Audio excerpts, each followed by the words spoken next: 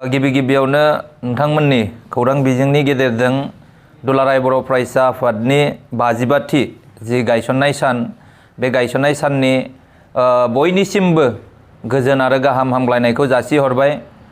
जोङो बयबो मिथिगौ 15 फेब्रुवारि बे 15 फेब्रुवारिया बर' हारिनि मोनसे गोसोखांथावना आरो रंजाथावना मोनसे गोसोखांथाय। मानो होनोबा 15 फेब्रुवारिनि 1967 मायथाइयाव दुलाराय बर' फरायसा आफादखौ बर' हारिनि राव, थुनलाइ, हारिमु, समाजखान्थि, रांखान्थि, सोलोंथाइ गासैबो बिथिङाव जौगानांगौनि थाखाय आरो बर' हारिखौ बुहुमाव गेरेमसा माहारि दानांगौनि सार्थआव माखासे बर'नि सानसुमै मेलेमजिबि बिथांमोना दुलाराय बर' फरायसा आफादखौ दाजेनदोंमोन आरो बेबायदिनो बिथांमोना गोथार मोनसे सानस्रिजों, गोथार मोनसे सिमांजों दुलाराय बर' फरायसा आफाद बे आफादखौ दादोंमोन। दा बिनिखायनो जाय बिथांमोना बे आफादखौ गिबियाव गायसनजेनदोंमोन बिथांमोनखौ आङो रोजा रोजा उदालगुरि जिल्ला दुलाराय बर' फरायसा आफादनि जानानै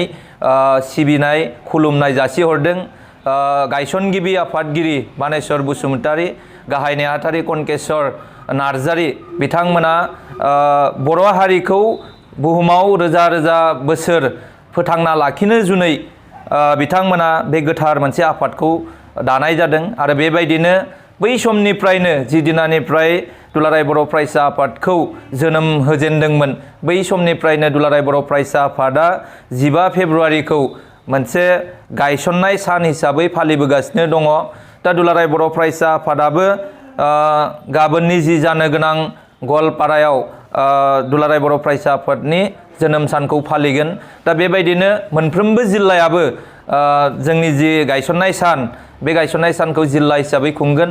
दा उदालगुरि जिल्ला दुलाराय बर' फरायसा आफाद हिसाबै जोंबो खोब गाजा गोमजायै खुंनो थाखाय थि खालामदों। नोलोबारि दखरा एबसुनि सिङाव थानाय बिहुराम बर' गेजेर फरायसालियाव बेखौ खोब गाजा गोमजायै खुंनाय जागोन। जोङो गोबां माखासे हाबाफारि लानाय जादों। गिबियावनो जोंनि जि आफादनि फिरफिला बे आफादनि फिरफिलाखौ बिरहोगोन जोंनिनो लेङाइ आफादगिरि बानस' आफादगिरि जानानै दङ बिथाङा रबिन्द्र बर'।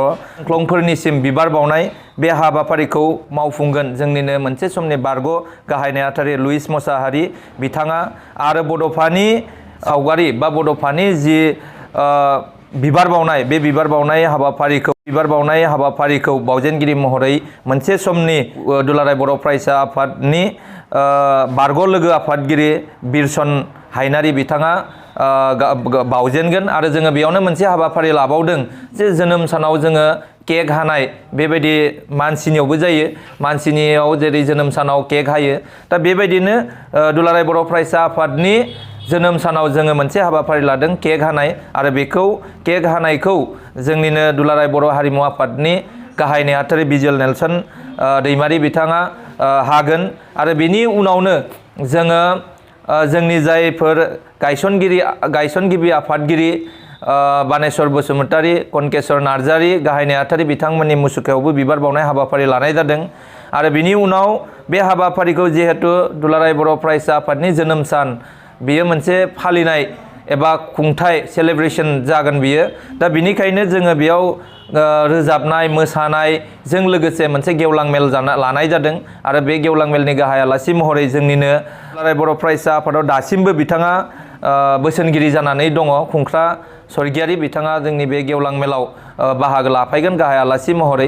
दा बेबायदिनो खोब गाजा गोमजायै जों खुंनो थाखाय थि खालामदों। दखरा हिसाबैबो बुलुर गेलेनाय बादायलायनाय होगासिनो दङ बे हाबाफारिजों लोब्बा लाखिनानै। दा बिनिखायनो उदालगुरि जिल्ला दुलाराय बर' फरायसा आफादनि जानानै आं गासैबो रायजो राजा बिथांमोनखौ गाबोननि जि जानो गोनां हाबाफारि नोलोबारिनि जि बिहुराम बर' गेजेर फरायसालि बेयाव बयखौबो लैहोर लैहोर फैनानै बाहागो लाफैनो खावलायदों। जोङो गासैबो दखरानि बारग' बिबानगिरिफोर, जिल्लानि बारग' बिबानगिरिफोर गासैखौबो जोङो लिंदों। ओनसोलनि मेलेमजिबि बिथांमोनखौ लिंदों। जिल्लानि गासैबो मेलेमजिबिफोरखौ जोङो खावलायदों, लाइजाम हरदों। दा बे हिसाबैनो बयबो जाहाथे बेयाव रायजो राजाया बेयाव बाहागो लाफैगोनखौ जोङो आसा खालामनाय थाबाय। बेसेबांसो सुबुंफोरा बेयाव थुबुर जागोन नोंथांमोननि हाबाफारियाव? फ्राय जों आसा खालामदों 2000सो बेयाव सुबुं थुबुर जागोन बेखौ जोङो मिजिंथिदों। जोङो आसा खालामदों जाहाथे गासैबो रायजो राजाया नैबे जोंनि जि गोथार मोनसे आफादनि जोनोम सान बे आफादनि जोनोम सानाव बयबो लैहोर लैहोर फैना बाहागो लाफैगोन।